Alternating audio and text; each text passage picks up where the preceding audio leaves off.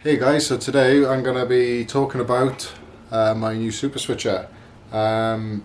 Specifically how to use it in a 4 cable method, or in other words how to plug your effect into the effects loop in your amp. When you get one of these, like this is a video I wish I could find easily when I bought this. It didn't take me too long looking around on the internet, but the time that it did take was very stressful because these are not cheap and I wasn't sure whether or not I could even do what I was hoping for. I thought I'd have to rely on my own intelligence, which is there's not a lot of that. So yeah, anyway, eventually I did find out some resources, 2 resources, which helped me figure out how to do it. So I'm going to talk you guys through it, and I'm just actually going to show you on the actual device to make it nice and easy. I haven't plugged anything in, I haven't actually tested this, but I'm 100% confident this is the way it works. If you try it and it doesn't work, let me know. But I'm 100 million % certain this is how it works, so this is how I'm going to show it to you. I'll also put on the screen resources I used to help figure this out. But if you're anything like me, when you read instructions, like instruction manuals, which is the first thing I did when I got this, I'm reading it and it's just words. I'm reading it, it's all in English, but it doesn't make any sense to me. I don't understand what it's trying to tell me. So yeah, so upon reading the manual and discovering it was words. Looking on forums and not finding a lot of people asking this question, but not a lot of answers. I did find one answer which was great, and coupled with a picture I was able to figure it out. So without further ado, this is how you create an effects loop. So when you get one of these, there's 8 loops starting from 1, 2, 3, so a loop is basically a send and return. It's an enclosed. You don't need to worry about what it is. If you don't know what it is, then this video is probably not for you anyway. So anyway, so we've got a send, return, send, return, send, return, send, return. 5 loops in total. Oh, right. So 5 loops in total. Send, return, send, return, send, return, send, return. 5 loops, and then in between loop number 5, so channel 5, which is here, and channel 6, there is another loop. This is a permanent loop, okay? So that doesn't correspond to any of the numbers on here. That loop is just permanent. So in between 5 and 6. So this yellow cable, okay, so this is how to create an effects loop, to make sure that the effects are going to the back of the amp instead of in front of the amp. There are reasons you might want to do that for delay, right? So in the permanent loop, so just after 5, before 6, right, this yellow cable, this is going to go to the front of your amp. So that's the amp input, okay? The return, which is this green lead, okay, that is coming from the back of the amp. That is coming from the effects send. Okay, so that is the permanent loop engaged. You can put other stuff in between if you want. Oh, I don't know.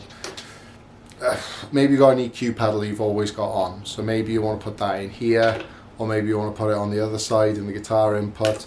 The things that are going to be permanently on, this is where you can put them. Okay, so guitar amp, effects send. And then you've got loops 6, 7 and 8, and any pedals you plug into any of those loops, they are all now in your effects send and return. They're in your effects loop in the back of the amp. It's not going into the front of the amp. Okay, so effects that I'm going to be using for this are my delay, phaser, and chorus. Okay, they're going to go in my effects loop. And my EQ pedal, my wah, my whammy, they're going to go into the front of the amp. So, yep, that's just your effects. And then the return, the effects return, okay, because the effects loop in the amp needs to be closed. Okay, so the green wire is the effect send. This blue wire, which is plugged into output L, okay, you got stereo output on this, you could send this to 2 different amps, or stereo, whatever your configuration is, but there's 2 outs anyway. Plug it into one of the outs, okay, and then this then goes to your effects return. Okay, so this output has been sent to effects return. So one more time, yellow wire, so effects loop 1, 2, 3, 4, 5. Then you've got your permanent loop in between 5 and 6. This yellow cable on top, this is a send. This is sending to the amp input. That's the front of the amp. Okay. The next wire, which I have green, you can use other colors by the way. This green lead is going into the back of the amp. This is coming from the effects send and is coming into the return of this super switcher. Okay, and then we're going to put whatever other pedals we want in the effects loop then, and then this blue lead is going from the output of the switcher into the effects return of the amp.